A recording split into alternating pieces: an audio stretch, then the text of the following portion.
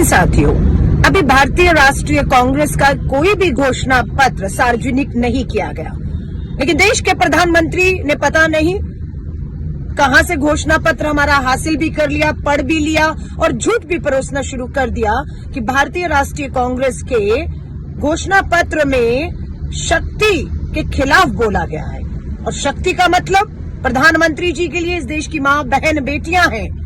बिल्कुल, इस देश की हर मां बहन बेटी, साक्षी मलिक, अंकिता भंडारी, बिल्किस बानो, हमारी मणिपुर की आदिवासी बेटियां, बिल्कुल बीएचयू की हमारी पढ़ने वाली आईआईटी की छात्रा जिसके सामूहिक बलात्कारी आपकी पार्टी के हैं प्रधानमंत्री जी, ब्रजभूषण शरण, गंभीर यौन उत्पीड़न के आरोप हमारी बेटियों ने, हमारी शक्ति ने लगाए, आपके सांसद हैं। संदीप सिंह आपके हरियाणा में मंत्री हैं, शक्ति ने, हमारी बेटियों ने यौन उत्पीड़न के गंभीर आरोप लगाए हैं। लेकिन आप शक्ति के खिलाफ जाकर उन्हें बचाने की कोशिश कर रहे हैं क्योंकि वो भाजपा का सांसद है, वो भाजपा का विधायक है, वो भाजपा का मंत्री है। शक्ति के खिलाफ अगर कोई है तो वो कोई और नहीं, भाजपा संघ, आरएसएस और प्रधानमंत्री जी आप हैं। नारा बेटी बचाओ का दिया, लेकिन बचाने लग गए अपने अपराधियों को, हमारी बेटियों के दोषियों को, शक्ति के दोषियों को। तो कम से कम आपके मुंह से शक्ति की बात करना आपको शोभा नहीं देता। आपने इस शक्ति को, देश की आधी आबादी को धोखा देने का काम किया है पिछले 10 सालों में। ये 10 साल महिलाओं के प्रति अपराध के तौर पर दशक जाना जाएगा।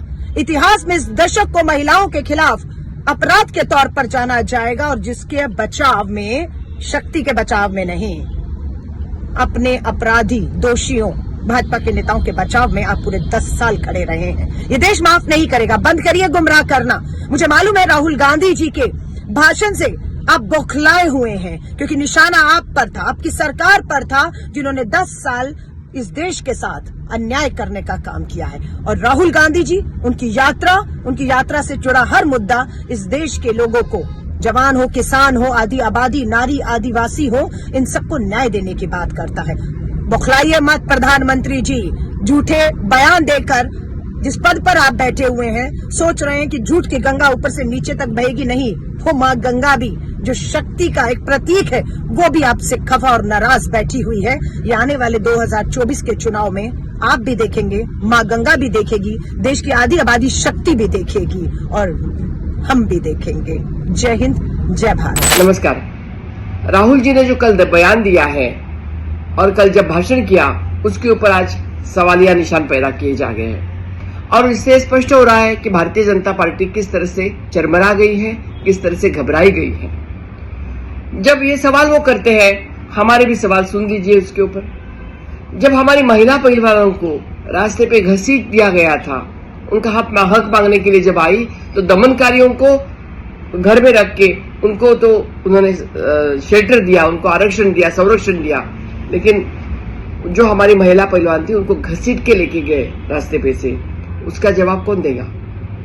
जब हमारी उन्नाव, हाथरस हो, उन्नाव हो या कानपुर हो, वो जो घटनाएं घटी, हमने आवाज उठाना चाहा, लेकिन हमारा आवाज दबाने की कोशिश इन लोगों ने की, और आवाज दबाने की कोशिश करके उन्होंने वो घटना को ही दबा देने की कोशिश की। हमारी लड़कियों के ऊपर बलात्कार हुए।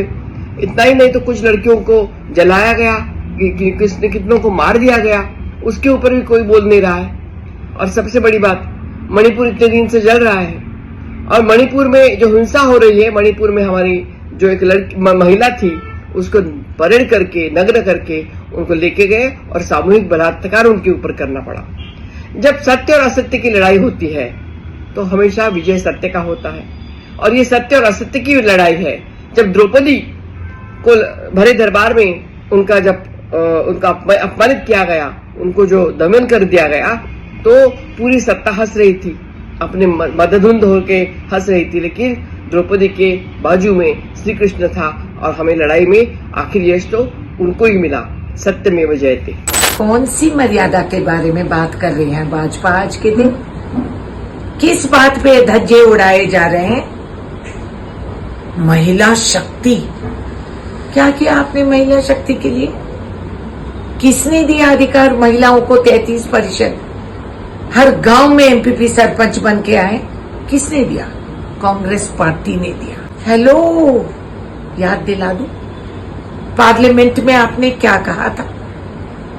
एक मर्यादा पुरुषोत्तम राम की जो पूजा करती थी, जिसको चाहती थी शूर्पणखा, उसको आप किस ढंग से बात किए थे? मेरे नाम किससे जोड़े थे आप? ये मर्यादा है। एक देश के प्रधानमंत्री पार्लियामेंट में आके इनसे सीनियरिटी की औरत को एक महिला का मर्यादा नहीं दे सके। एक ही नहीं, कईयों का। मणिपुर में जब मानभंग हो रहे हैं, क्या देश के प्रधानमंत्री ने बात किया? क्या भाजपा पार्लियामेंट में बहस की? क्या वहां कुछ कमेटी बना के आपने जाके देखा? उन महिलाओं से संपर्क किए? नहीं ना। फिर जो हरियाणा के हमारे मेडल विनर्स तो देश की गरिमा गौरव को बढ़ाए थे, उनके साथ जो हो रहा था, उस आदमी को ये हटाए तक नहीं, जब तक पब्लिक में मातम नहीं हुई। किया कुछ नहीं, मेडल्स फेंक दे रहे थे गंगा में, मगर सरकार ने सर नहीं झुकाया।